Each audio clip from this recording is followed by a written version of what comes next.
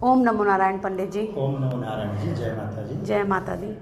विष्णु तो पंडित जी, माँ बगलामुखी का उत्पत्ति का कारण क्या है, ये आप जरा बताइए सबको। जी, माँ बगलामुखी शास्त्रों में वर्णित है कि चराचर विनाशाय विष्णु चिंता परायणा तपस्या ही संतुष्टा महाश्री त्रिपुरांबिका। माँ बगलामुखी का उत्पत्ति का मुख्य कारण शास्त्रों में ये मिलता है कि पुराकृतिक सतयुग में एक बहुत विनाशकारी तूफान उत्पन्न हुआ था, जिसके कारण चराचर संसार नष्ट की ओर जा रही था। तो सभी देवी देवताओं ने भगवान विष्णु जी से प्रार्थना की कि भगवान विष्णु अब सृष्टि को आप ही बचा लीजिए। तो भगवान विष्णु जी ने सौराष्ट्र क्षेत्र में हरिद्रा नामक सरोवर के पास में माँ भगवती त्रिपुरा सुंदरी का उपासना किया, तप किया। उस कठिन तप के परिश्रम से माँ भगवती बगलामुखी उत्पन्न हुई। ऐसा है शास्त्र में वर्णन। सौराष्ट्र ओम सौवर्णासन संस्थितां त्रिनयनां पीतां सुगोल्लासिनीं हेमाभंगरुचिं शशाङ्कमुकुटं सञ्चम्पकसृग्यतां हस्ते मुद्गरपाशबद्धदर्शनां संभृम्भते भूषणे व्याप्तांगीं बगलामुखीं त्रिजगतां संस्थितिं विनिं चिन्तये। यानी कि भगवती का जो ध्यान में भी भगवती को कहा गया है, सौवर्णासन संस्थितम त्रिनयनम। सौवर्ण कहते हैं, सौराष्ट्र कहते हैं गुजरात को। गुजरात में स्थित एक हरिद्रा नामक सरोवर में भगवान विष्णु के द्वारा तप आरंभ किया गया और उस तप से माँ श्री त्रिपुरा सुंदरी को प्रसन्न किया और उस तप से प्रसन्न होकर के भगवती माँ बगलामुखी प्रकट हुई और महाबाद नामक राक्षस जो तूफान चला रहे थे उनका जीव खींच करके स्तंभन किया।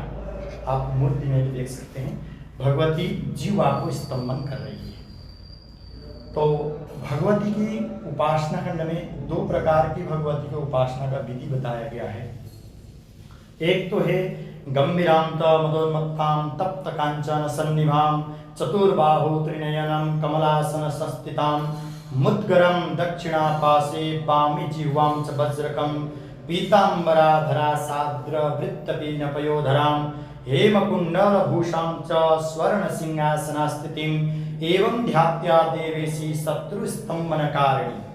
यानी कि गंभीरांच मदोन्मत्तां तप्त कांचन सन्निभां चतुर्बाहु त्रिनयनं कमलासन संस्थितां।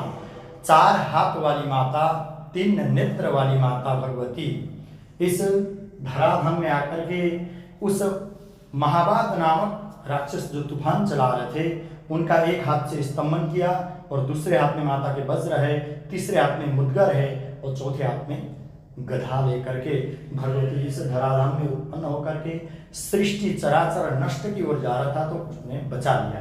इसलिए माँ भगवती को स्तंभन की शक्ति भी बताए जाते हैं। मारण, मोहन, स्तंभन, उच्चाटन, विद्वेषण, आकर्षण आदि के सब प्रकार के कर्म भगवती के किए जाते हैं। मध्य सुधाब्धि मणिमंडप रत्न विद्यां सिंहासनोपरीतं परिपीतवर्णं पीताम्बराभरणमाल्य विभूषितांगीं देवीं भजामि धृतमुद्गरवैर्जीवां। तो भगवती के ध्यान में आता है कि मध्य सुधाब्धि मणिमंडप रत्न विद्यम, सुधा सागर अमृतमय सागर के बीच में मणिमंडल रत्न विद्याम यानी रत्नों से जड़ित वेदियों के ऊपर माँ भगवती विराजमान है। जीवाग्रमादाय करेण देवीं वामेन शत्रुन परपीडयन्तीं। एक हाथ से शत्रु की जीवा खींची हुई है और दूसरा हाथ से गदा प्रहार कर रही है। और भगवती पीताम्बराभरणमाल्य विभूषितांगीं देवीं भजामि धृतमुद्गरवैर्जीवां। पीता आभूषणों से अलंकृत हैं, ऐसी देवी को हम नमन करते हैं। माँ भगवती बगलामुखी 10वां विद्याओं में से अष्टम गुप्त विद्या है। गुप्त विद्या होने के कारण माँ भगवती की पूजा पाठ गोपनीय रूप से की जाती है।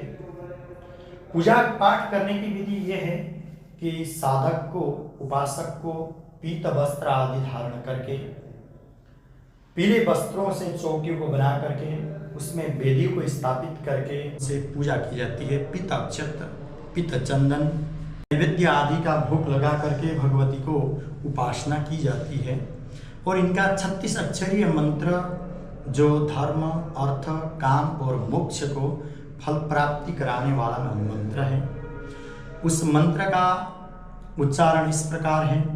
ओम ह्रीं बगलामुखी सर्वदुष्टानां वाचं मुखं पदं स्तंभय जिह्वां किलय बुद्धिं विनाशय ह्लीं ओम स्वाहा।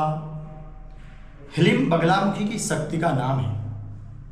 ह्लीं बगलामुखी सर्वदुष्टानां, सभी दुष्टों का। दुष्टा कौन?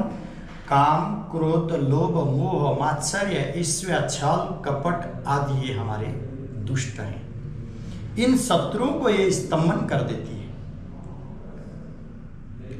और सर्वदुष्टानां वाचं मुखं पदम, इन शत्रुओं का हाथ, मुख और पैर स्तंभन कर देना, हाथ को बांध देना, जीवा को बोलने से बंद कर देना और पैरों को चलने से रोक देना।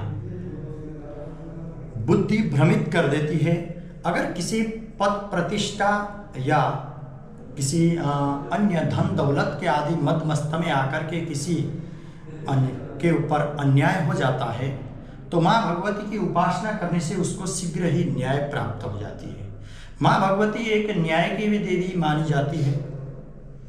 इनकी पूजा पाठ से शीघ्र ही भक्तों को फल प्राप्ति करा देती है।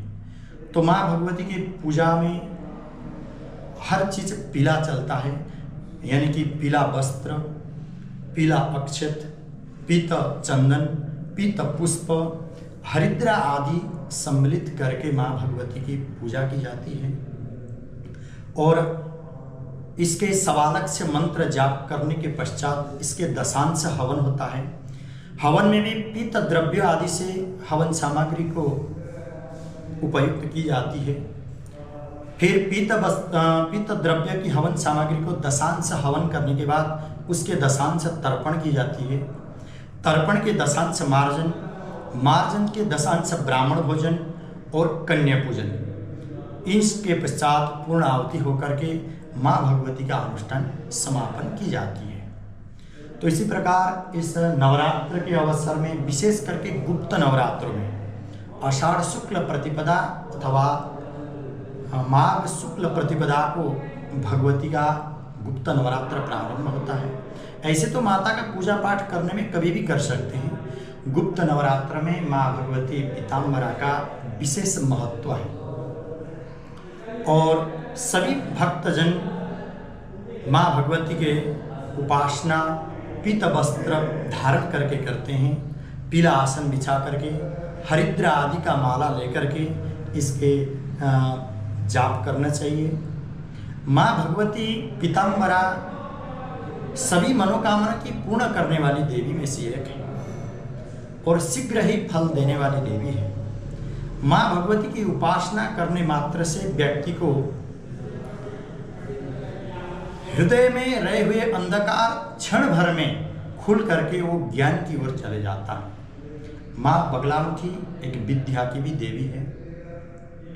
काम, क्रोध, लोभ, मोह, मात्सर्य, ईर्ष्या, द्वेष, छल, कपट आदि हमारे ये कुबुद्धि, कुविचार हमारे शरीर में जो रहते हैं, भगवती की उपासना करने से इन कुबुद्धि कुविचारों का स्तंभन होकर के साधक शीघ्र ही उत्तम कोटि का ज्ञानी बन जाता है। और माँ पीताम्बरा सभी भक्तों को समान रूप से अपना फल प्रदान करती है।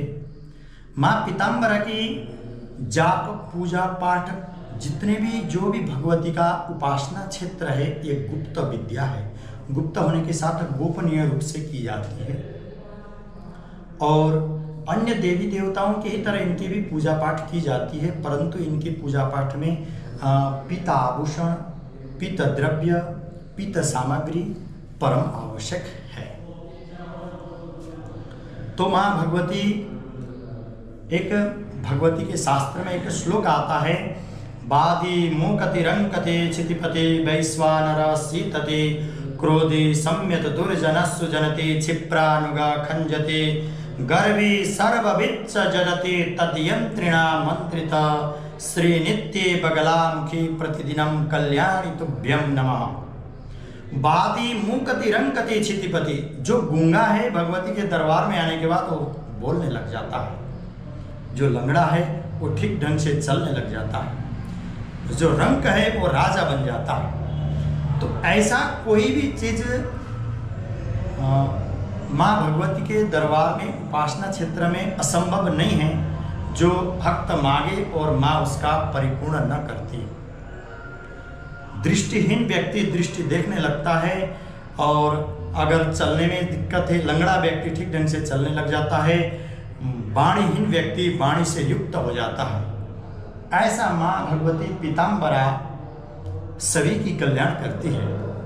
जय माता दी। जय माता।